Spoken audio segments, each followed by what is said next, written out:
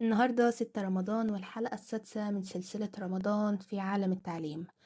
صوما مقبولا وإفطارا شهيا. النهاردة هنتكلم عن ليه الدعاء بيكون مستجاب في رمضان. ربنا سبحانه وتعالى ربط الدعاء بالصيام في القرآن الكريم وقال: وإذا سألك عبادي عني فإني قريب أجيب دعوة الداعي إذا دعان. وده معناه إن شهر رمضان مش بس شهر صيام وقيام، ده كمان شهر الدعوات المستجابة.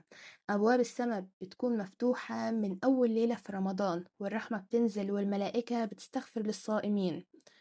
والنبي صلى الله عليه وسلم قال: إن دعاء الصائم لا يرد، خصوصا عند الفطر.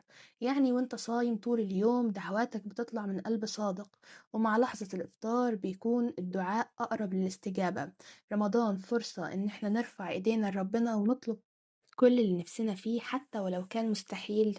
إن الله رب المعجزات، مغفرة بقى ورحمة ورزق وتفريج كرب. فما تسيبوش الشهر ده يعدي من غير ما تدعوا كتير قوي، لأن الدعاء هو سلاح المؤمن. وما تنسوش إن الدعاء بيغير القدر بإذن الله. ربنا يغير لنا كل الأقدار إلى أحسنها وأفضلها يا رب. قولولي في الكومنتات ايه اكتر دعاء بتحبوا ترددوه في رمضان، وما تنسوش تعملوا لايك وشير واشتراك علشان غيركم يستفيد.